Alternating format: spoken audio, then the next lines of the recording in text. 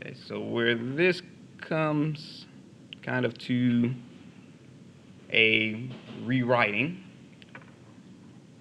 is you have h of x equals f of g of x. You can rewrite that as h of x equals f of g of x, which means you want to turn this into a function inside a function. Okay. So since this is on the inside,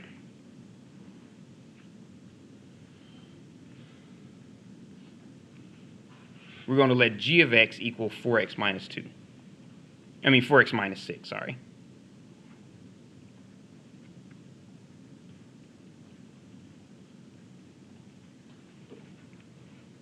Okay, not the square, just the 4x minus 6. Okay, so that gives us h of x equals f of 4x minus 6. Okay. So for that to be true, then our f of x will have to equal x squared. Because remember, this is 4x minus 6 squared. So you want to be able to write it to where once you solve it from the inside out, you'll end up right back with that one. Okay. So since h of x equals 4x minus 6 squared, we'll let f of x equals x squared. Okay. So if you actually tried that, because sometimes you may try it and it may not work, you may have to switch them up. But if we try this, so if h of x equals f of g of x, where f of x equals x squared, and g of x equals 4x minus 6, then that means your f of g of x equals your f of 4x minus 6.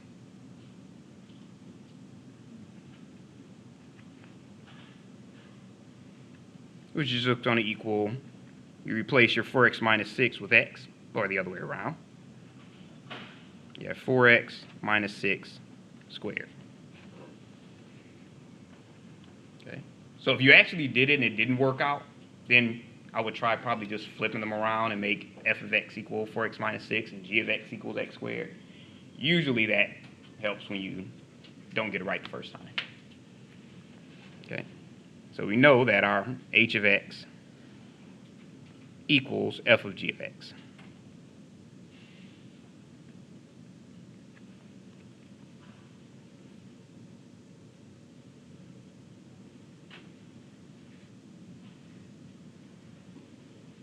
So those are the ones that can get a little confusing. Right. So any questions on that one? Okay.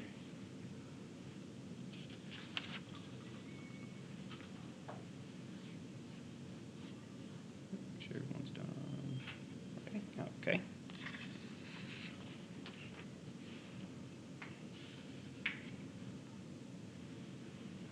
Okay, so now we're going to take a look at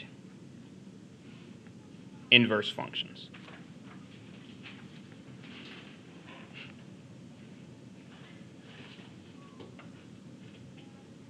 Okay, so if you remember, just a regular function is defined when you have the first component, which is your x value, have only one y component.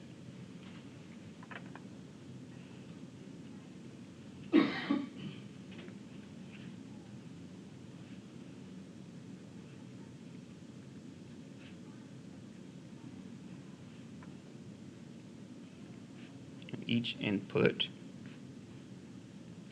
x value has exactly one output. Here's your y value.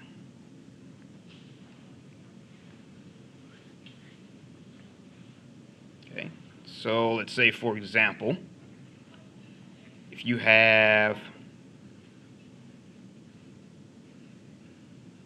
where this is your input or your x values and this is your output. Let's say if you have 1, 2, 3, 4 and ABC. Okay, so if you drew a line there, let's say a line there, 2 to C, and let's say you made 4 to B also. Now this would be a function because every one of your outputs just has input has one output. Now it doesn't matter if the other way around you have 2 of them going to the input. But as long as each input has only one line going out of it, it's considered a function. Okay?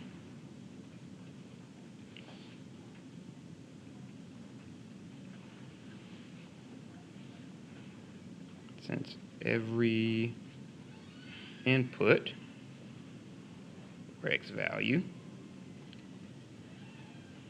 has exactly one output for your y value.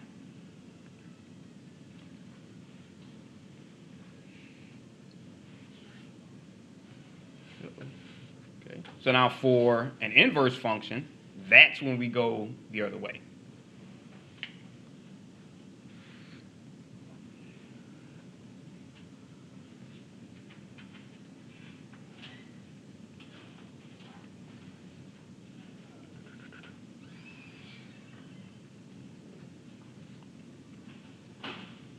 Is the opposite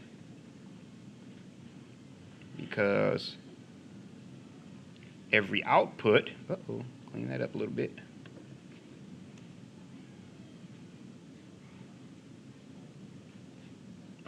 Your y value has only one x value, or exactly one.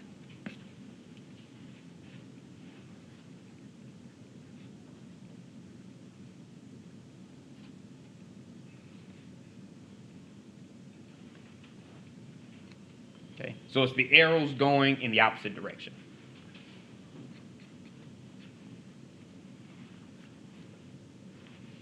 Okay, so for this very same example,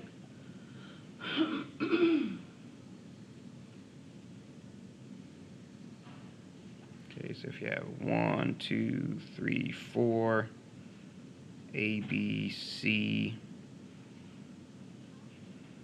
and instead of going from this way,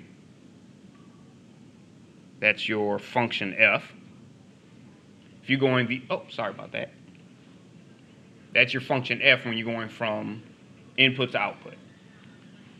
So this is your x, and that's your y. That's let's say f of, let me draw this one, say 2 is A, let's say 1 is B, say 3 is C, and we'll make 4 C also for this one. Okay. So what this is saying is that f of 1, when x is equal to 1, your y is equal to b. When x is equal to 2, your y is equal to a. When x is equal to 3, your y is equal to c. When x is equal to 4, your y is equal to c. So we know that's a function because everything on the x side has just one arrow coming out of it. But if we go into the other direction, that's where our inverse comes in. Okay, so I'll just redraw that instead of having a bunch of lines all over the place.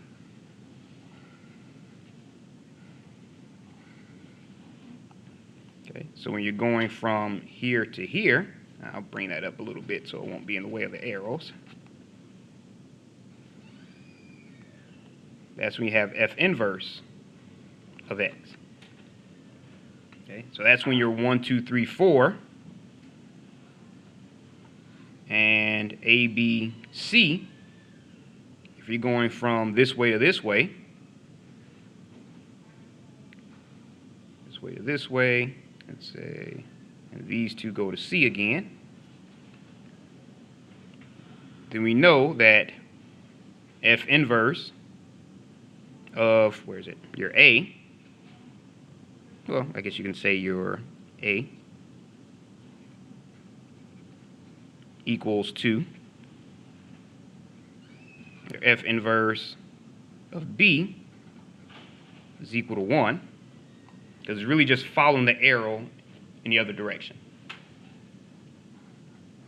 Oh, I'm using f prime. Sorry, I just finished teaching another class, and I'm using f prime. So f inverse. Okay, so f inverse of C actually equals 3, and f inverse of C equals 4. So as you can see, going the other direction, it's not 1 to 1. You don't have that same only one x value kind of explanation. Okay.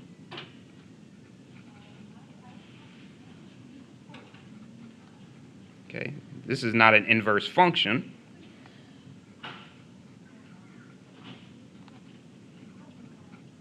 Since f inverse of C has 2 x values.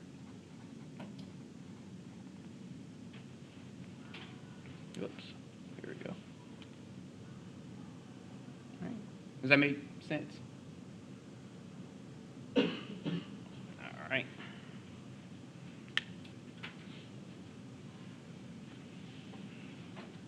I'll leave that up for a second.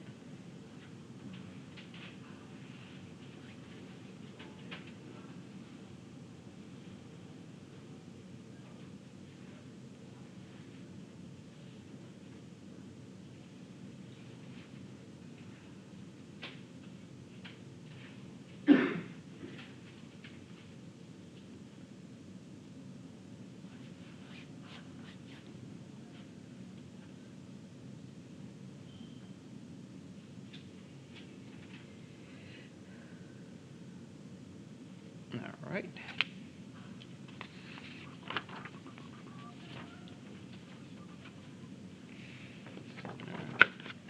So let's say we have another example here.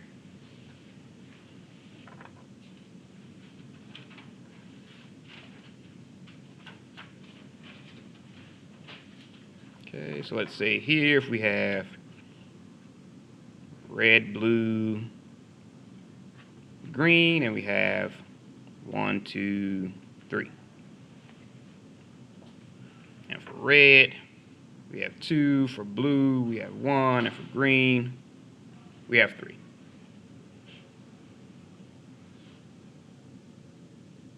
Okay.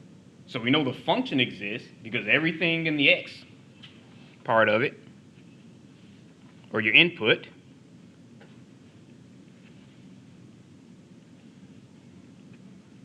has only one arrow coming out of it. Okay, so this is a function since every input has exactly one output.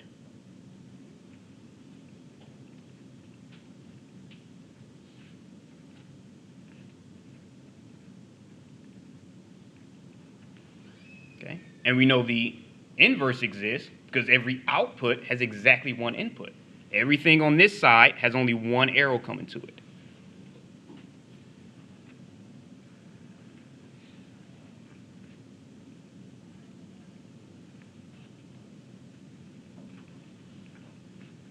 Since every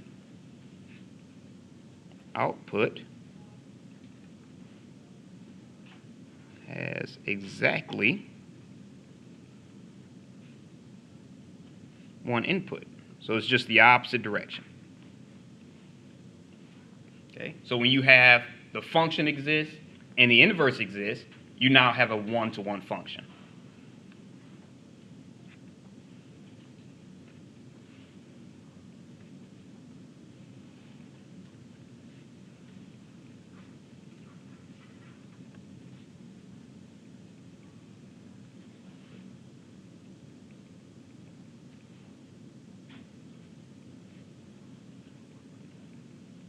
The function is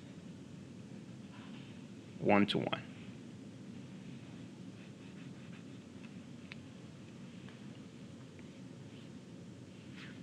All right. So any questions on that one?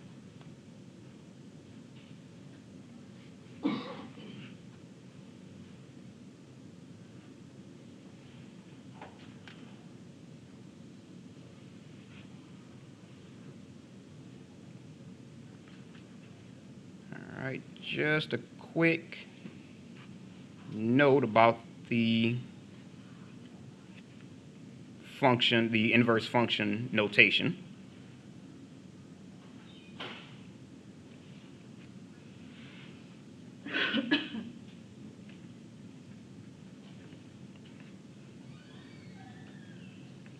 Okay, so it means inverse function.